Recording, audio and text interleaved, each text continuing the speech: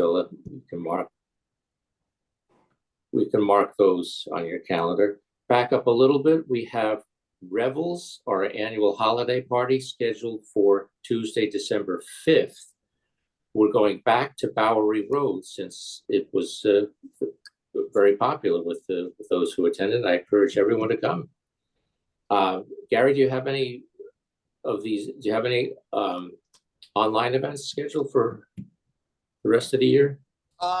Well, at our monthly meeting, we're going to be doing a crime craft in September, no meeting in August, and then a spotlight in October, then a crime craft in November. So that'll take us through the year, because then Revels will be the activity in December, and I'm going to make a mighty effort to get to New York City for that. Excellent. And so these are the first Tuesdays? Yes. Yeah. Yes, this is the exception because of the 4th. Right.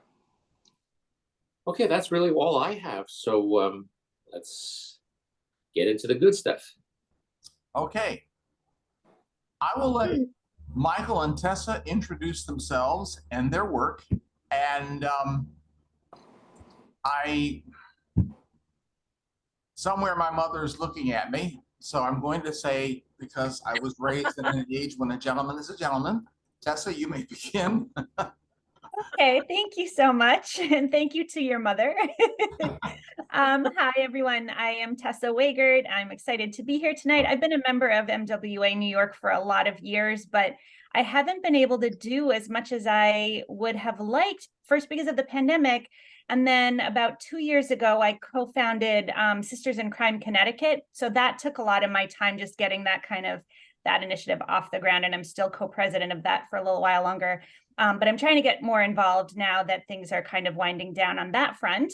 I am the author of the Shana Merchant series of mysteries, which are about a New York State Bureau of Criminal Investigation female detective who is based in upstate New York in the Thousand Islands region, if anyone is familiar with that area. I'm actually Canadian, but I'd been visiting that area for about 20 years because my parents-in-law have a house up there.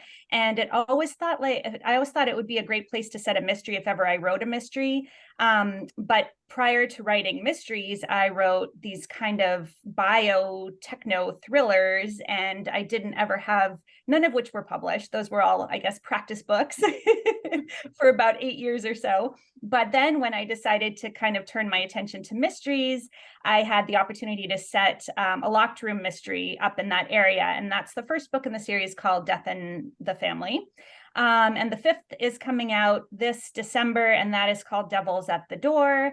And prior to writing fiction, I worked as a journalist and a digital media and marketing strategist. So I've been able to use some of the knowledge that I gleaned in that career to, promote my work and help others kind of boost their presence online. So I often do talks about book marketing and things like that at various conferences and events. And that pretty much should cover it. I believe I'm based in Connecticut, in Darien, Connecticut, and I'm happy to be here tonight. All right, thank you. Michael, over to you. So I'm just like Tessa, I'm extremely happy to be here. I've been a member of the Mystery Writers of America New York chapter I think I joined during the pandemic when my 3rd book came out. So I had joined, and I live in Delaware, so it's a little hard for me to get up to New York to participate in some of the events. I will eventually get there. I know there's a train, I think, that runs between here and there. But I'm originally from South Jersey. I was born and raised there. I actually spent the first 8 years of my post high school life as a radio disc jockey working in broadcasting. And eventually I decided I needed to get a real job that actually paid a decent paycheck. So I made a shift into information technology, which is what I've been doing, what I've done ever since. I did a lot of writing when I was in high school, creative writing.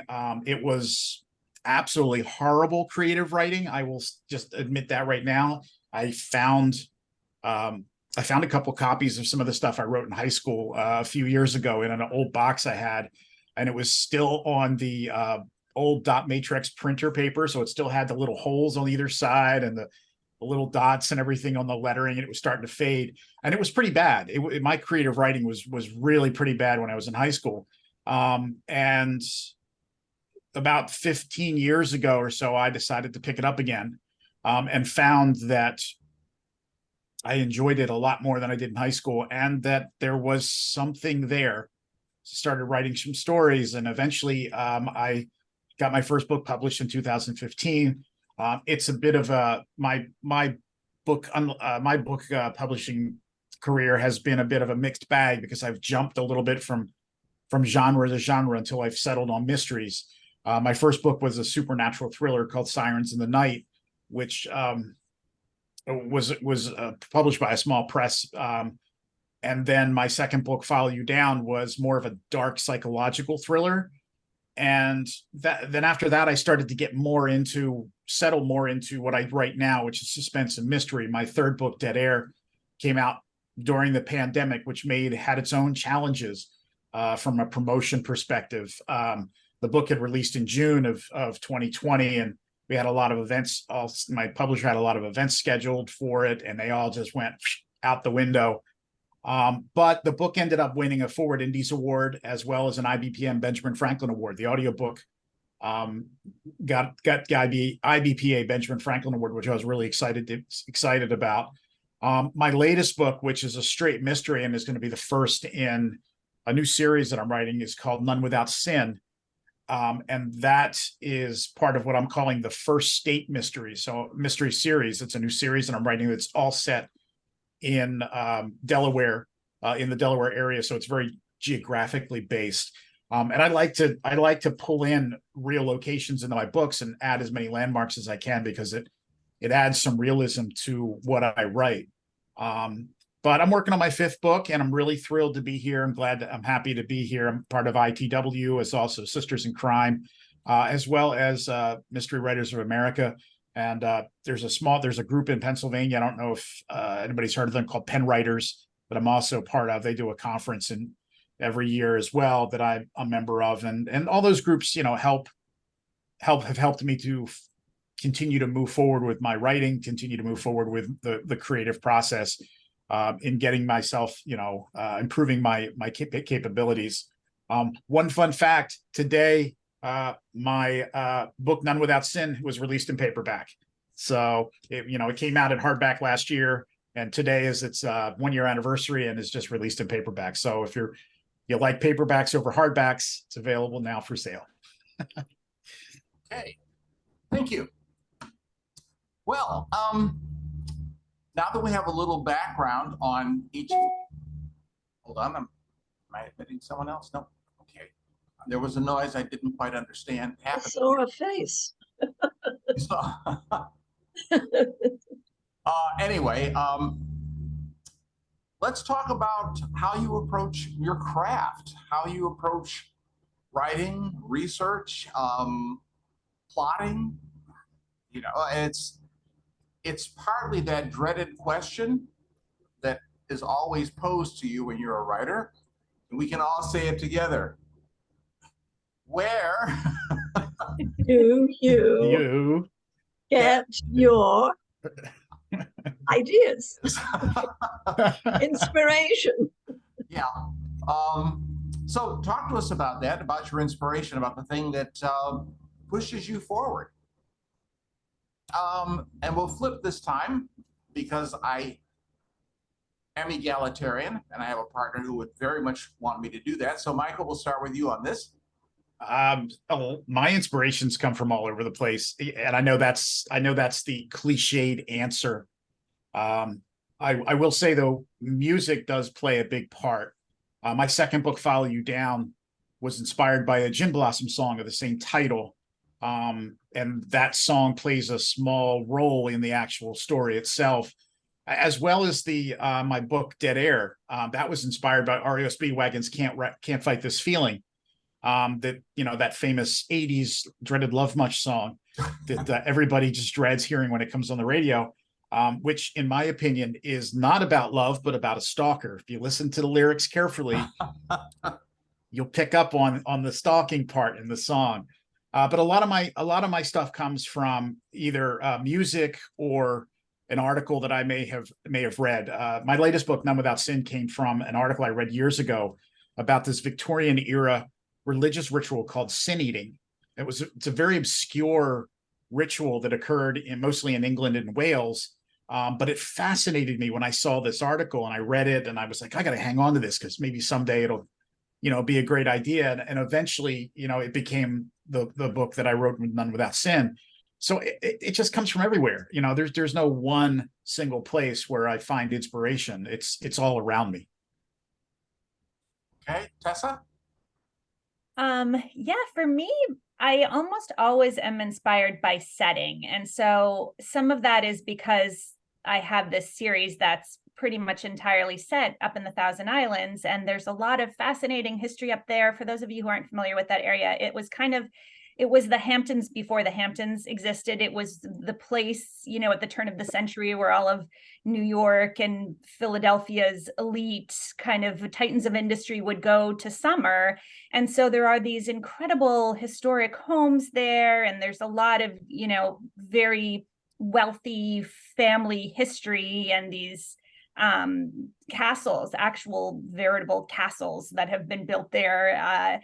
And so there's always a lot for me to see. I go on a regular basis, especially in the summer. And so I tend to picture, I think because I'm kind of like a visual learner, I guess, to some extent, I tend to picture a crime at one of these locations and then kind of back into the plot from there. So a good example of that is with the third book, Dead Wind. It's set partly on Wolf Island on the Canadian side of the St. Lawrence River. And I had taken a trip there many years ago. And the day that I was there, there was this kind of storm looming, and the sky was, how sometimes the sky gets a little like a green tone to it right before a big storm. And the wind was picking up, and there are these huge turbines there. There's a huge wind farm on Wolf Island. And as I was driving, the backdrop of the green sky with these turbines and the tree just kind of lashing around, and there was so much atmosphere in that moment. And I took a ton of pictures and videos, and this was years before I even started the series or even knew that it was going to be a series. And so when I sat down a couple of years ago to write Dead Wind, I guess that was 2020 that I wrote it, that's what came to mind, was that moment and the idea that wouldn't under that wind turbine in a storm like that be a crazy place to find a dead body, and why would it have been left there, and what does that mean? And so because I tend to write books that are pretty atmospheric and have a pretty strong sense of place, I would say, and because the series is all set there, every time I sit down to write a new book, I think about places that I've seen. I look back through my phone photos and try to determine where, what locations would make a really, really cool original crime scene. And then I just take the plotting from there, incorporating most of the same characters, a lot of the same characters that I've featured, of course, in previous books, just kind of expanding the Shayna Merchant, that's the name of my protagonist, expanding Shayna's universe from one book to the next. All right. Well, since you talked about Shayna, let's toss you the next follow-up. Tell us about Shayna as a character, as a person, and then tell us a little about your process of developing characters. And then the same question is going to come to you afterward, Michael. Tessa? Yeah, that's a great question. So when I first sat down to write the first book in the series, Death in the Family, not knowing that it was going to be a series, I intended for that just to be a standalone. I wanted to create a character that was kind of a female version of Poirot and Inspector Gamache from the Louise Penny novels, like took some of those characteristics of somebody who just really has a different way of thinking through things and can identify, characteristics and tells and things while interviewing suspects that others don't see, like just someone who's really kind of has an acute sense for the human mind and human behavior. And I knew I wanted it to be a female protagonist because I just felt like there needed to be more. I mean, that has changed over the years, of course, but there just still, for my liking, weren't quite as many female investigators as I would have liked to see in crime fiction at the time. I guess it was 2018 or so when or maybe even 2017 when I wrote Death in the Family. So I started to shape this character. At the beginning, I had a pretty good sense of who she would be. And then very early on, I realized that in addition to writing a locked room mystery, I was actually writing a police procedural and had no idea about police procedure whatsoever. And especially because the book was set up in the Thousand Islands, and the crime in that book occurs as well on one of the islands. I didn't know who would respond to a crime like that. Would it be the Coast Guard? Would it be the local village police? Would it be the state police? I just realized that as I got into it, there was so much research I needed to do. So one day, I think it was a Friday at about 5:30, I just reached out to the local sheriff's office up there, hoping that I could get someone who would, pass along some questions for me to somebody who knew what they were talking about in that area, who could kind of guide me. And the sheriff herself picked up the phone, and the sheriff of Jefferson County, she just retired, but she was the first elected female sheriff in the history of New York State. And before she was the sheriff of Jefferson County, she was a senior investigator with the Bureau of Criminal Investigation herself. And that just happened to be the character, the profession of the character that I had identified for my book. So in talking with her and interviewing her, and I think that's where my journalism background came into play, I was able to get a ton of information from her, and she became a resource for me. She's been my go-to for years and years. Any questions that I have about police procedure, I always call her up. And so because she had personal experience in that role, that ended up shaping my protagonist a lot. I created a sheriff character that was loosely based on her that is still part of the series. And then for Shayna Merchant, the protagonist, definitely some of, her name is Sheriff Colleen O'Neill, some of her characteristics, even though I've still never met her in person, and some of her backstory, I think made their way into Shayna's character as I was writing, because I was just so inspired by this woman and what she had accomplished. And she was a senior investigator at a time when, and she was a state trooper too, at a time when there was something like only 9% were female. So there was a lot about those discussions with her that shaped this character. And then I think over time, I'm sure there's a little bit of me in her too, although I don't think I would be a very good investigator. And I'm not great with the sight of blood, but I'm sure over time, she has evolved, and some of my own personal experiences have made their way into her character too. But that's kind of how she came about. What about you, Michael? So, it's interesting because, when you have a series that you've written where you stick with the same character, and, so far, my series has got one book. So it's not really a series yet, but so I've worked with a number of different characters throughout my 4 books, and I always like to write 2 protagonists that start separate and then eventually work together to solve to solve whatever mystery I've presented to them. So they usually start alternating chapters from one point of view and another point of view, back and forth. And the only book that they didn't do that with was Follow You Down, which was a very different book from everything else that I've written. But I really kind of started to roll with this a lot when I wrote Dead Air. Dead Air featured a character named Caitlin Ash, who was a radio disc jockey. So I was able to use a lot of my previous employment experience when I wrote that story. And then I partnered her with a police detective. But I wouldn't call my work police procedurals, because I usually focus much more on the characters. I try to avoid getting too much into the police procedure and start focusing on, like in Dead Air, I had a police detective, but he was more personally involved in the mystery, or became more personally involved in the mystery. So it was more about him and dealing with his tragedies and his issues as he was trying to solve the case than it was, how do I solve the case? What are the steps that I follow through? But I always like to put 2 characters together. In my series, in None Without Sin, I created a character that I actually had created when I first started writing again about 15 or 20 years ago, named Brian Wilder. And he's a newspaper journalist.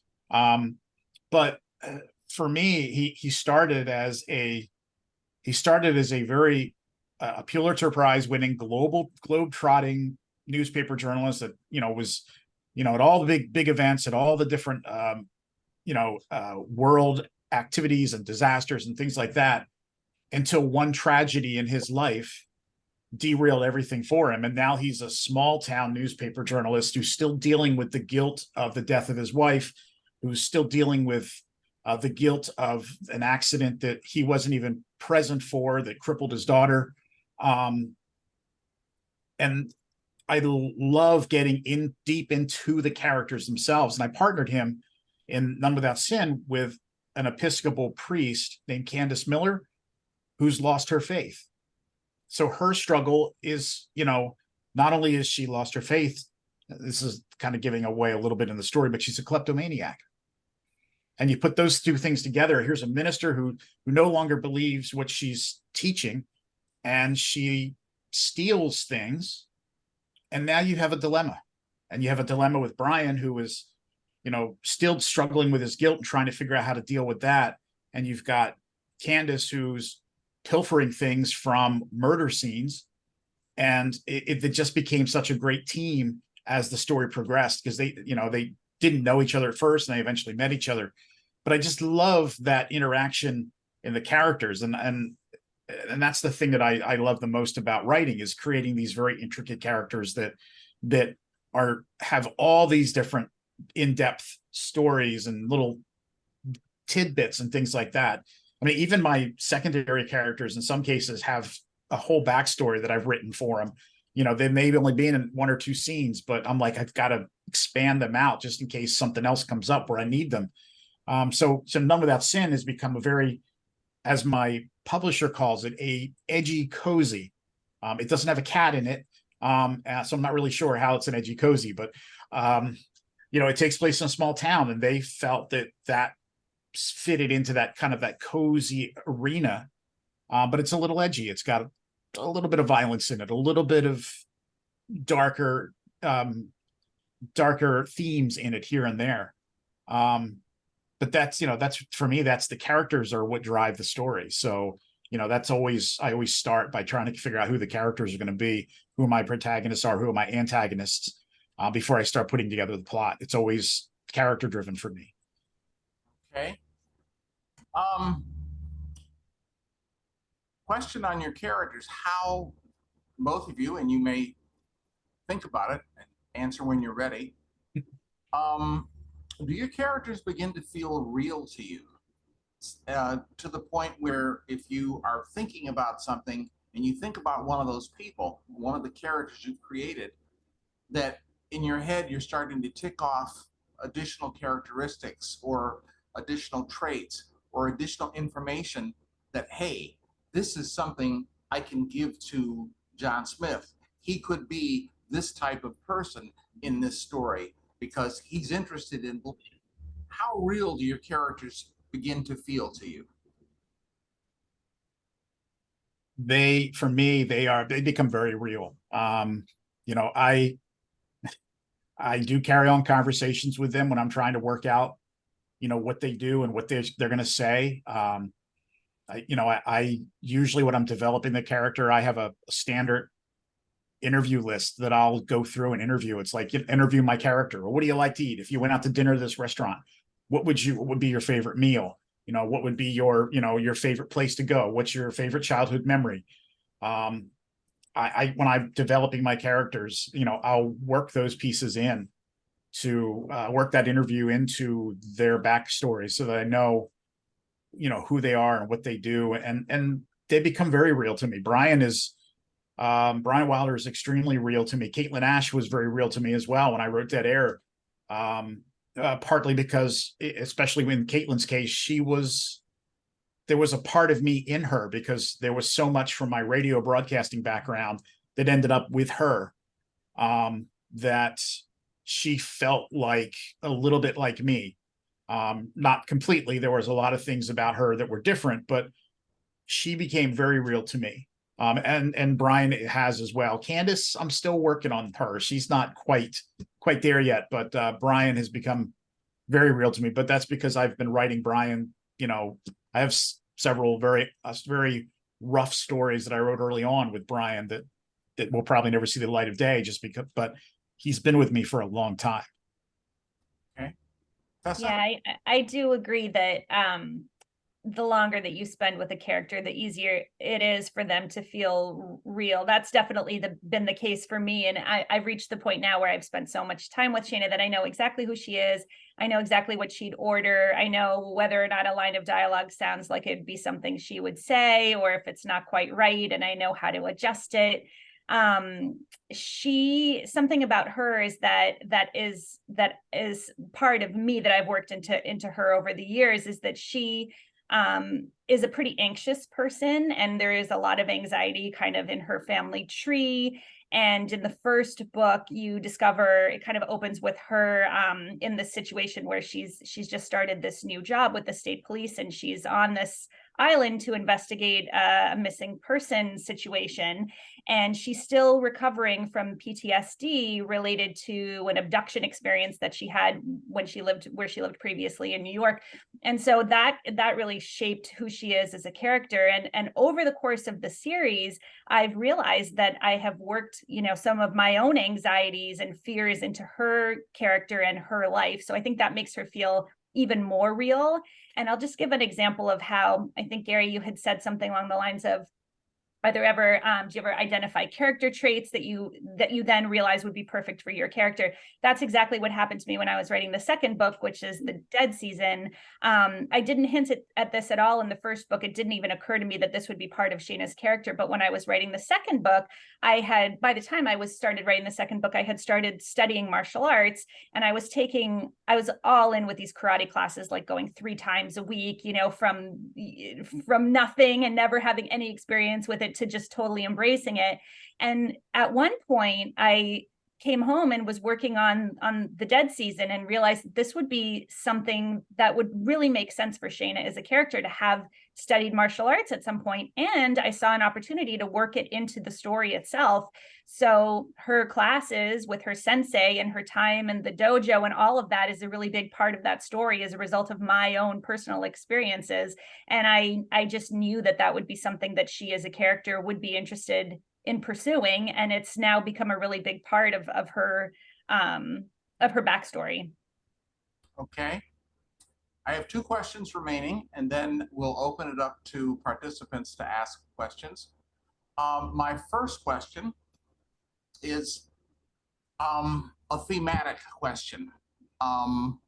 What themes do you embrace? And I say that because when I started writing mysteries,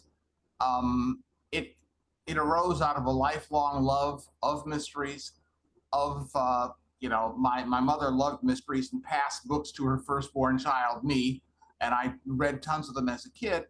And my dad loved private eye shows, and I would watch Mike Hammer with Darren McGavin. That shows how old I am. I think, Tessa, I had martial arts before you were born, and but my dad would watch things like Peter Gunn and Mike Hammer and 77 Sunset Strip, talking late 50s, early 60s. And so I love those genres. But one of the things I wanted to do with the Private Eye series that I created was have a private eye of color who has some recognizable experiences, because I didn't see a lot of that. And so it's not so much a theme, but it's an intent. I want to have a Black hero.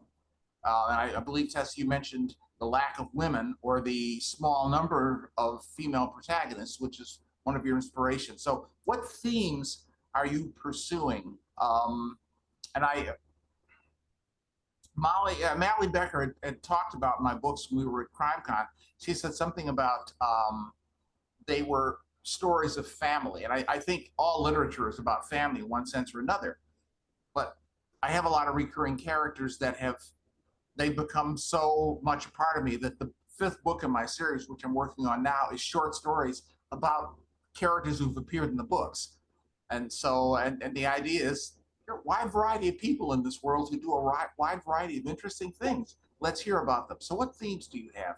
Tessa, you take it first. Yeah, family is a huge theme in this whole entire series. In fact, it wasn't necessarily intentional, but if I think about each of the individual plots of each book, including the one that's coming up in December, family dynamics and betrayal and trust issues really come up in every single one of these stories. Not just on the side of the suspects and the case that Shayna is investigating, but also her own family plays a really big part. I don't want to give too much away, but there is a very how do I say that with this without spoiling everything for everyone? there's a situation in her life that haunts her, involving a member of her family who she was very close to in her youth, and that's a thread that is pulled through every book in the series, and then becomes a really big part of her kind of personal and psychological struggle to solve these cases, because she does have a lot of emotional damage from this family relationship that she had growing up. So yeah, family is a big theme. As I said, trust for sure. I mean, I think that's the case to some extent with every mystery. There's always an issue with trust, and especially when you kind of break things down and look at who the suspects are, motivations always tend to involve some kind of trust issue, or a betrayal, or a breaking of confidences or something like that. But yeah, with these books, they're kind of like a puzzle within a puzzle. So you always find out more about Shayna's backstory and family relationship and situation, as you're also finding out about the individual case that she's working. Each book, of course, is its own kind of self-contained case, but then there's always an opportunity or a time when Shayna's own personal family history somehow relates to the case in some way. So either literally, like in the second book, she goes back to Vermont, to her hometown of Swanton, to investigate the murder of her estranged uncle. So that, from a very literal sense, but in other cases, it's even just something that happened to her and her own family experiences that will help her identify a clue or some kind of lead as she's solving this case, or working to solve the case that she's currently working on. So it's a common thread throughout, I would say. Okay, Michael, your themes? I think the theme that appears the most in all of my books is that everyone's broken. That seems to be a recurring theme in every book. Yeah, in Dead Air, I have Caitlin Ash, who's running from a childhood secret from her past, but then I also have a police detective who is dealing with the aftermath of turning his own daughter in to the police for for being the cause of a hit and run that killed a woman and their child. That's got to weigh heavily on a cop, and that he's broken. The same I mentioned, Brian dealing with guilt from his wife's death in an accident when he was overseas covering a story, and he never made it back in time for her before she died. And those manifest themselves in ways that show how broken, each of these characters are. Candace is a kleptomaniac, and then that's caused her to have, issues with, her faith. I think that's the theme that always seems to pop up in all of my stories, is everybody's broken. And especially with None Without Sin, where I now have a cast of characters that are going to recur in another book, in future books.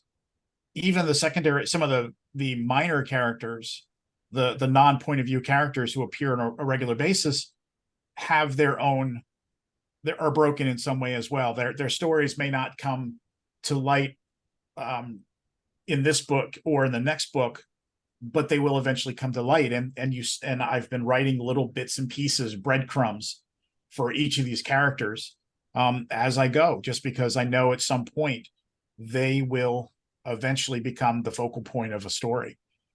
So that seems to be the theme that always recurs in everything that I write, is everybody is broken. Okay. Final question for a brief answer before we open it up. The people you love the most, your family, spouses, children, significant others, brothers, sisters, how do they respond to you as a writer? Now, this is coming from someplace, something I have heard from the woman I love. Gee, for somebody who writes detective fiction, you're not very observant. And I said once, yeah, I'm the guy who will go to a birthday party that has a banner on the wall, happy 50th, and say, how old is he or she turning? And miss that completely. But I'm also the guy who will notice a mole somewhere, and the mole may be the key to solving something. So how do your loved ones treat you as a writer? Because I'm pretty sure, I see a lot of smiles here. I'm pretty sure that's something we all have in common where, oh, you're writing again. Huh? Oh, you look like, okay. Michael, you take it first. What I'll say is what my father said when he read my second book. He went, "You're sick."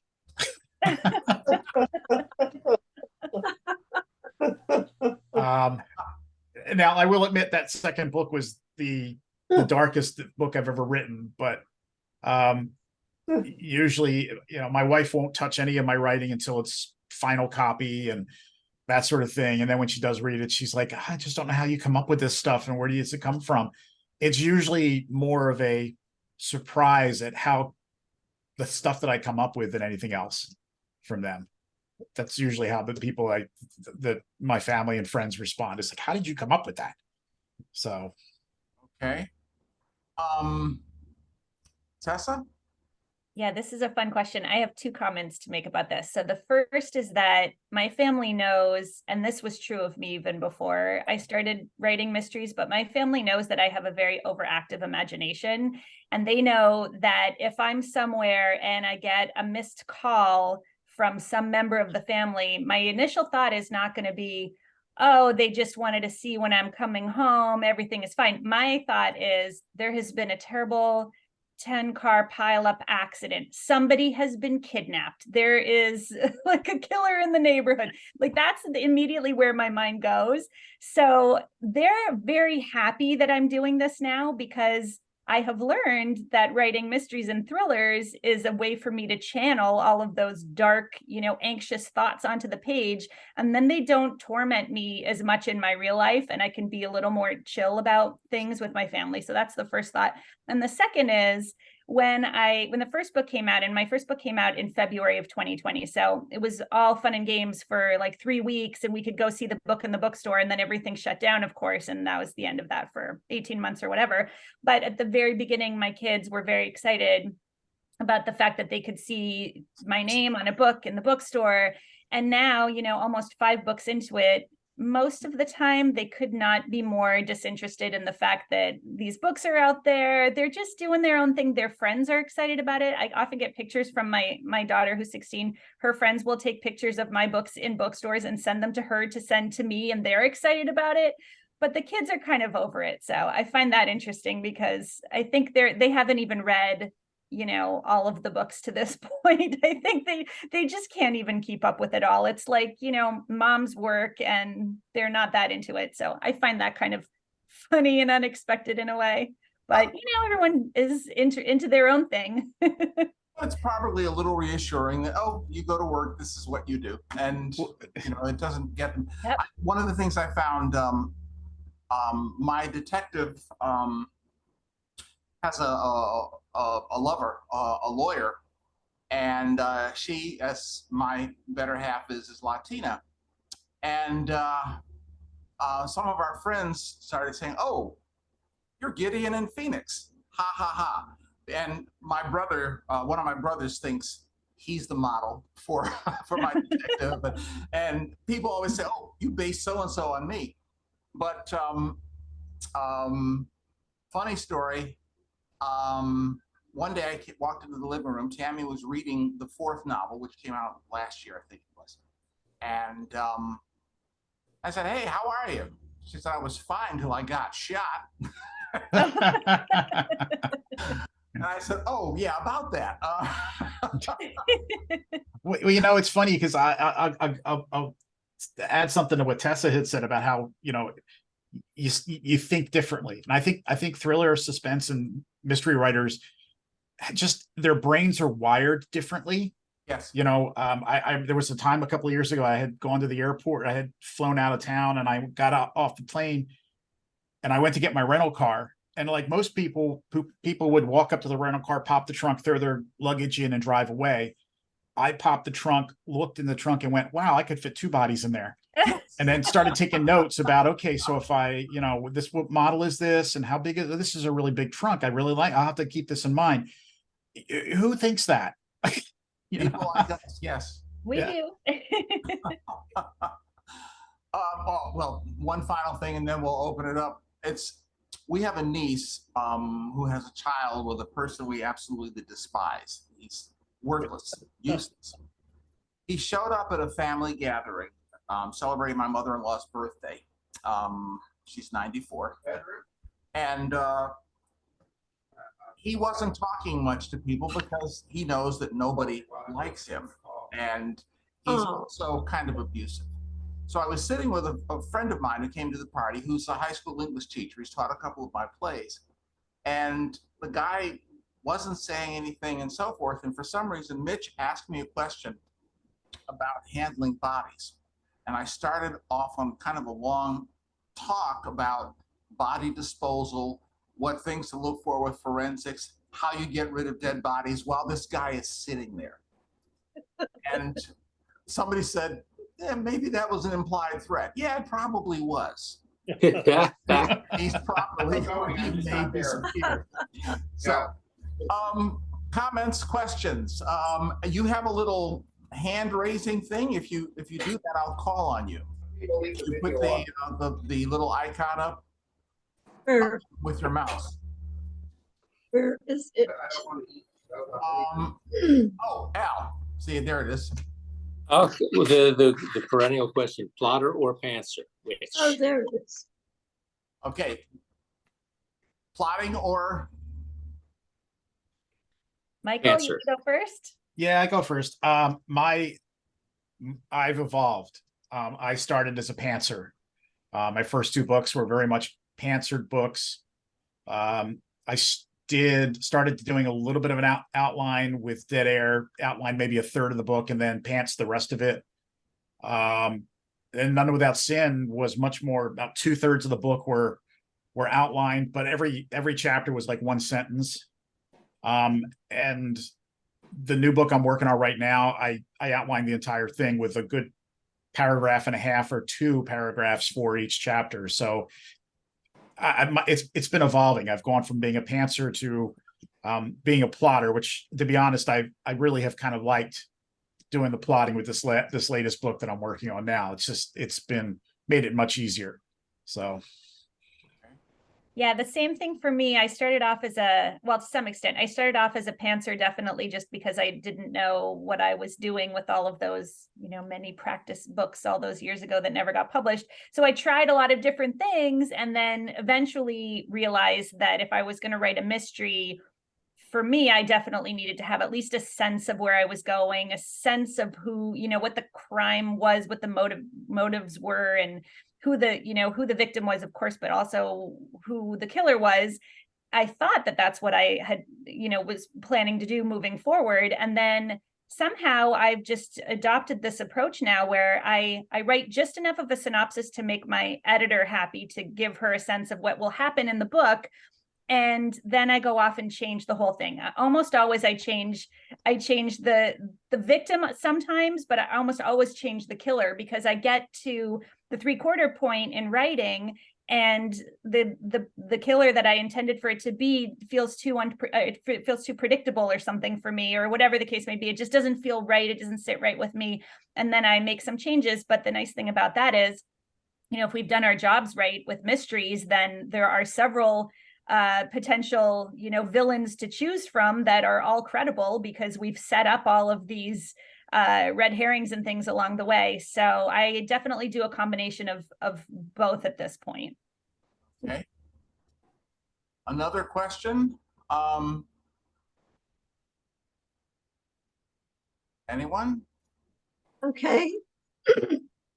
Yes, I'd like to know about structure. How did you both decide on which structure to use? You know, a tried and true one, or did you make your own structure up? And within that structure, how did you come up with your twists and turns and red herrings? Anyone? I'll let Tessa go first to give me a chance to think about it. Okay. Sorry. I guess I'll just think about it on the fly. No, actually, I do have an answer for that. So in terms of structure, the books that I write, because they are somewhat classic mysteries. I mean, there are definitely thrillerish twists, I would say, but they generally follow, a 3-act structure. There's usually a murder right at the very beginning of the story, and then it's all kind of trying to figure out who done it. So that's the approach, which makes my life easy because, again, it's a series. So I know exactly what the structure will be from one book to the next. So I can kind of just hit the ground running when I start a new novel. And then red herrings and things, honestly, some of that just appears to me as I'm writing, and some of it is even unintentional. I was actually, this is a good example, I hope. I was at an event at the Westport Country Playhouse over the weekend where Edwin Hill, you probably all know Edwin Hill, was one of the speakers. And he was telling a story about how with his most recent book, at the beginning of the book, he talked about a particular scent. And when he got stuck much later on while writing, he realized that that scent was actually a clue. And he didn't intend for it to be a clue, but it was there and the opportunity was there. And he had already laid the groundwork for that to be a clue. So he just incorporated that into the story. That kind of thing happens to me very often too. I'll talk about, some character trait or something about the location or the crime scene that I just find interesting in the moment. And then much later on, we'll realize that I've created an opportunity for myself for that to become a clue, and then I'll kind of back into it or like retroactively work it into the novel. So I wish I could say that it was all intentional and that I have a grand master plan, but honestly, so much of it is just trial and error. Like I'll write entire chapters just to see if an idea for a twist will work, and then completely scrap them if it doesn't work and go in a different direction. Sometimes I just need to get it out on the page and actually see if it has legs and if there's potential there. Yeah. I try to, since I try to, it's a little odd for me because, I've written a couple different, I haven't just written straight mysteries. So, but I've always tried to focus on that the 3-act type structure. Honestly, the line between each act is usually blurred in my work. So it's kind of hard to tell where that act, act 1 ends and where act 2 starts, and where act 3 begins. And like Tessa, I usually have something happen right at the beginning. My first chapter always has some kind of crime or murder or something that happens. It's the first chapter. It always has some kind of big event to get things started. I usually try to start the book in the middle of something. None Without Sin starts in the middle of a crime scene. Dead Air started in the middle of a series of stalking incidents. So I like to, I always try to start right there in the middle of some kind of action, as opposed to having that, first chapter of character introduction. I'll introduce the characters later. Let me get into the action right up front. The red herrings and the clues, at least for me in the past, when I was pantsing it, would just kind of pop up. I would, hey, I should put this in here, or this would just kind of occur. Like Tessa said, you'd be writing and you'd be like, hey, wow, I didn't realize that this would be a great red herring. In the book that I'm working on right now, where I've actually plotted the entire thing out, those things are more structured a little bit into where they're going to be in the story, because they're in the plot, and then they're in the outline. That doesn't mean that something's not going to turn up, that I'm going to be like, hey, wow, this is awesome. I should put this in. I should use that. Or, hey, I can't believe I thought about this. But for the most part, at least now with None Without Sin, and now with the new one I'm writing, the things are a little more structured. There's a little more, okay, there's going to be a red herring here. There's going to be a red herring there. There's going to be a clue here. This is what the clue is going to be, and this is who's going to find it. That stuff is a little bit more structured than it was with some of my earlier books. Another question. We still have a few minutes left. I have a question. All right, Suzanne? Oh, hi. Can you hear me? Yes. Oh, good. I have a question. You both write series as I do, and one of the things I think is a challenge, and I'm wondering how you deal with it, is as you go along, you want to keep the series fresh, but at the same time, readers sometimes come to a series later, and you don't want to have them confused by something that's gone on already. How do you kind of tackle those issues, keep it fresh, at the same time, be able to catch people up on stuff that may have already happened? Yeah, that's a great question. And that's a challenge. That's definitely been a challenge for me too. What I tend to do is keep the recap portion of things very, very brief and also not front loaded into the story. Like I'll kind of sprinkle it into the first few chapters so it doesn't feel like you just have to sit there and get the whole, because again, there are some people, some people will be new to it, but there are those who are returning as well. And I don't want to bore them with just a big chunk of, and here's what you may need a reminder about from, here, what happened last week or whatever the expression was with TV, with the TV series. But so that's the approach that I take for that, just to get people up to speed. And then for keeping things fresh, I did, again, I can't totally explain it without spoilers, but I'll just kind of allude to it and hopefully that will be helpful. But I did a very untraditional thing with the third book in this series, where I think a lot of people after reading the third book and the ending to the third book thought that that would be the end of the series. So you can kind of imagine what could have happened at that point. There was a plot or subplot, a pretty major subplot that ended, that just was kind of, wrapped up. And I did that intentionally because I wanted to surprise people and I didn't want to follow the same kind of good versus evil in every single book of the series, forevermore. I thought it would be more interesting and more kind of authentic to my protagonist if that's not what happened, if there was this like very shocking turn of events. But then what's in the after, like what was interesting to me was what happens next. What is the aftermath of that experience like for the protagonist? So then with the fourth book in the series, it was in a way kind of like hitting the reset button because she was having to deal with this shocking turn of events. And aspects of what was kind of the major challenge and struggle for her in the past were still present. She was still haunted by a lot of these issues. It still kind of affected her PTSD and everything, but it gave me an opportunity to kind of change course. So, and the nice thing about that is too, that anyone who picks up, especially that book, I think it's true of all books in the series, but anyone who picks up that book, really, you don't need to have the backstory of what happened up until that point, because it is this kind of turning point in the series. So hopefully that's helpful and answers your question. So this is a new challenge for me since I only have one book that's the start of the series and I'm working on the second book in the series now. So this is a whole new experience for me, is how do I, the new book takes place a few months after None Without Sin.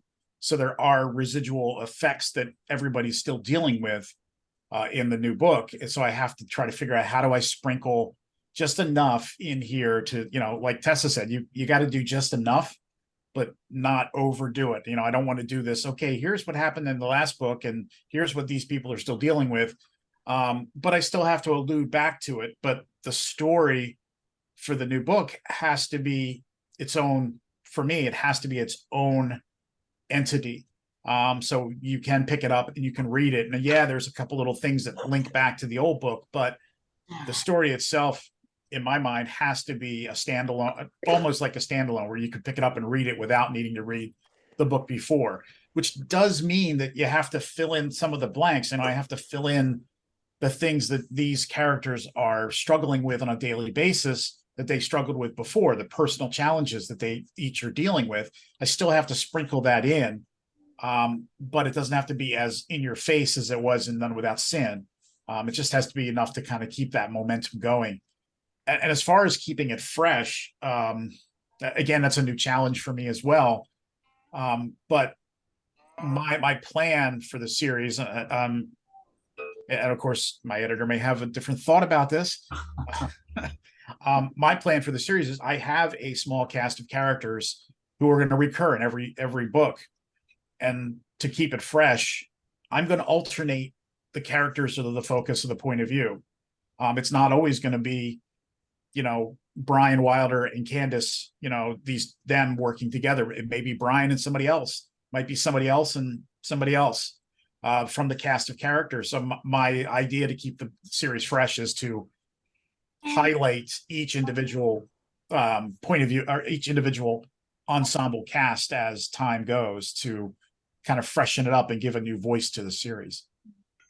Can I just add one thing, actually, Suzanne, something else that has worked really well and been useful for me that maybe you could try if you're not already doing this is I also will give the book that I'm working on to beta readers who have read the previous books in the series and those who have not. And that almost always then, if it's someone who's new to the series, that's a chance for me to see if they have enough information and they understand what's going on. And also if they feel like it lags at the beginning and it's too slow and it doesn't, the action doesn't ramp up quickly enough. So that might be an approach that can work well too. You have kind of an obligation when I've taught writing classes or done manuscript appraisals. I've talked to writers about that. You have an obligation to remind the reader of something, but you have to do it deftly, so it's not too much to impede the flow of the story you're in, but just enough to bring people up to speed. I had a woman once have a character appear on maybe the third or fourth page of a 500-page manuscript, and she referenced him, let's call him Bob by name, and then took her character through the entire story that was happening. And then at the end, when her marriage had fallen apart and everything else, she made another reference to Bob, who turned out to be more than just a friend. And by the time I got there, who the hell is Bob? And you have an obligation somehow to sprinkle things in. I think one of my favorite examples is if you read Fleming's Bond novels, at the end of From Russia with Love, he's kicked in the shin with a blade that pops out of Rosa Klepp's shoe. And the last line is Bond crashed headlong into the wine red floor. Then in Dr. No, the next book, is something, that poison you had, 007, and they talk about it for a moment so he survived it. It was a poison and so forth. And I think that's probably the way to do it. Just the quick reference so somebody who doesn't know the backstory will get a sense of the backstory, and somebody who does know the backstory will have a twinge of memory, and then the reader can move on. Any other questions before we wrap up? First, thank you, Michael and Tessa, for a lively discussion on the craft. You were good spotlight choices, so thank you. Well, thank you. This was really fun. Thank you. Yeah. Any other question before we go? Somebody else is in the waiting room? Okay. It looks like Thomas has a question. Yes. Yeah, just to share an anecdote. My daughter, who I've learned all about my writing from her, is a highly successful children's writer, and she has a series that's 25 volumes long. Wow. So she showed me a lot talk about how you have to be very careful, because she's got characters running through 25 volumes of a piece of work. So that's the extreme to what we're doing with maybe a series of 3 or 4. Okay. Well, thank you all for participating. Thank you. Oh, you're most welcome. Now I'm going to end here because I have 2 of my favorite fans, my granddaughters, 15 and 12, coming to stay with me tomorrow, and I have to go to the grocery store and answer their texts for their favorite snacks. So, but Good luck with that. yeah, oh no, they sent texts on what they have, and my one granddaughter had an experience where she said her teacher asked her, one of her teachers, she was I think 10 at the time, she's 12 as of a couple of weeks ago. Her teacher she said something to her teacher about my grandpa writes books, and she said, I know, you don't read his books, do you? They're a little old for you. And it's like, well, they're okay. But she said, you can tell him I like his books. So, oh, okay, that works fine. Well, I got to go off and get some Cool Ranch Doritos and some ramen noodles. Those are never in my house, but she got that from her father, I know. Have a pleasant evening, folks. You too. Thank Great. you all Thank so you. much for coming. Thank you. Good to see everyone. Thank you. Bye-bye. Thank you. Bye. Bye-bye. Bye-bye. Cheerio. Thanks. Bye.